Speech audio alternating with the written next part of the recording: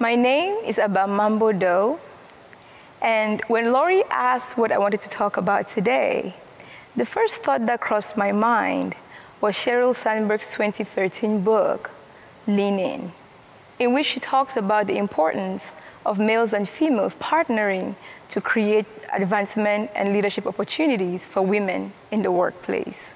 Now, as a woman of color, and an employment lawyer, everything she said really piqued my interest. The first piece of advice she gives is that women need to sit at the table. And of course, that resonated with me, it made sense. But when I stepped back to reflect upon it, I kind of thought that seemed to me to be step 2, and that step 1 was missing.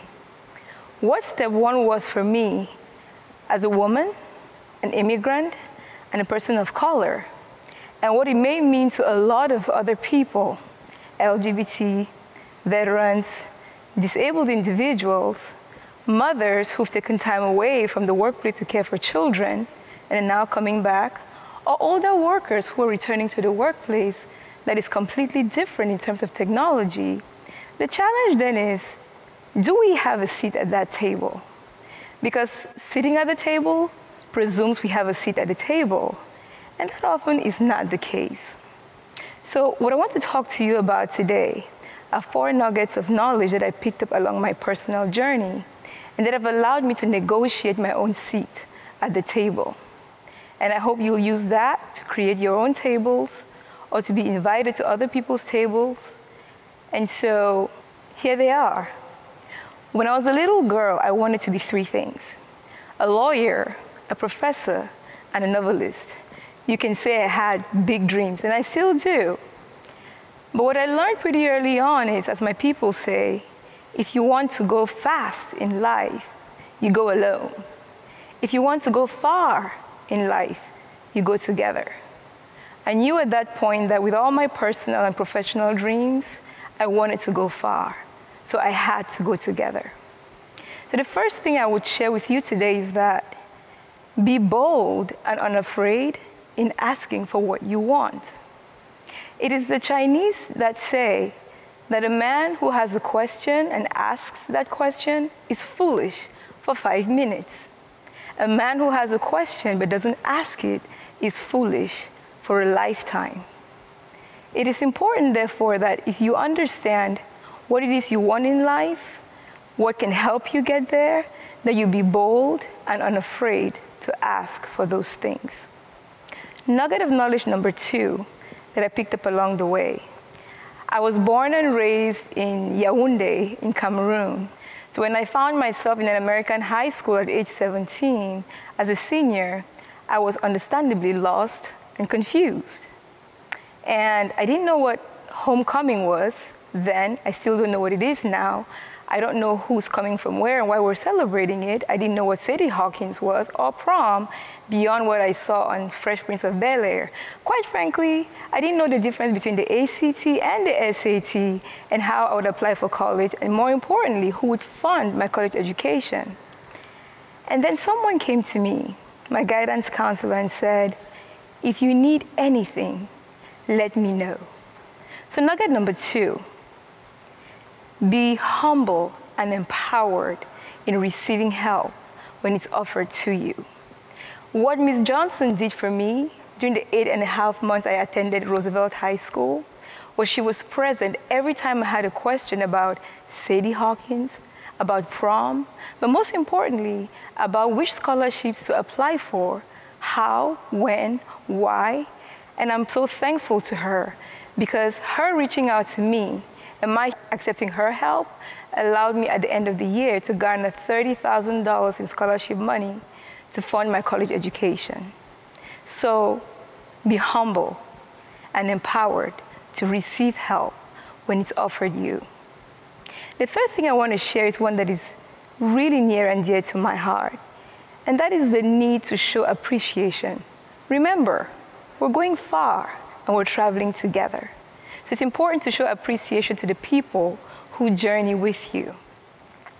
It is said that a person who proves themselves grateful proves themselves deserving of yet another kindness. Another way to look at that is to say, when you eat the sweet fruit, you do well to honor the person who planted the fruit tree.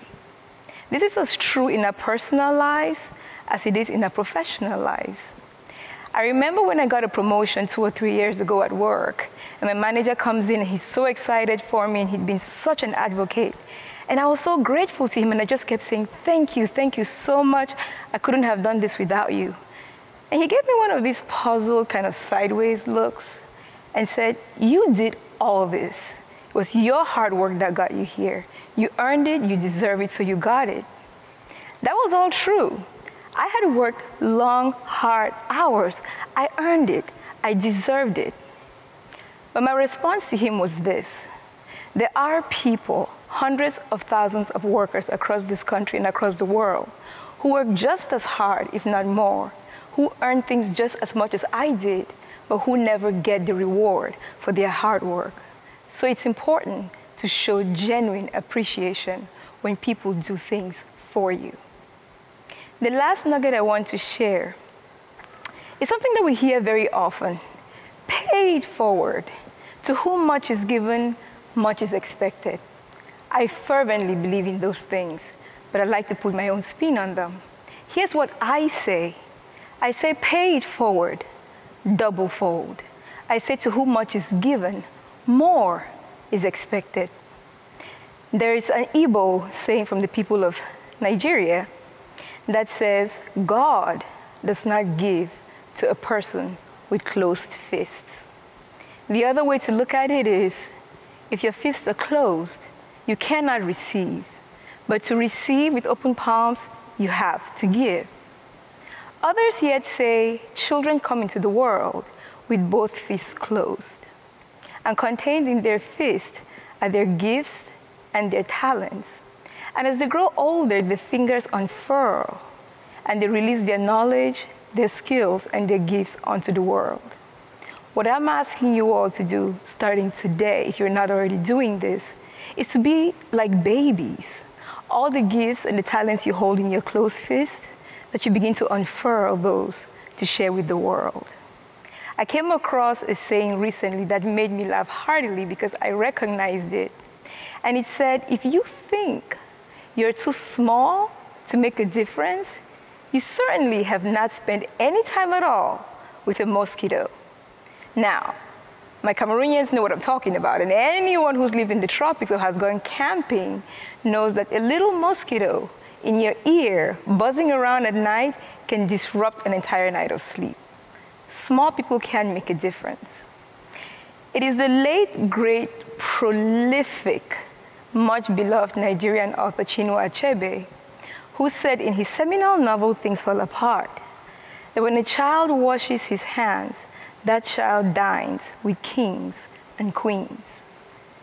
For some of you, dining with kings and queens may mean being the head of a corporation, starting a nonprofit, being a successful stay-at-home mother. Whatever that means for you, I truly hope that the 4 nuggets of knowledge I shared with you from my personal journey is something you can use in your toolkit and as part of your arsenal to get to your personal and professional goals. I am proud to say, in journeying together, I stand on the shoulders of giants. What I'm asking of you, as I ask of myself every day, is to work hard to burnish my shoulders, to allow the opportunity for the generation coming behind to stand on shoulders, these shoulders, because the children of yesterday that we were are the giants of tomorrow on whom others will stand.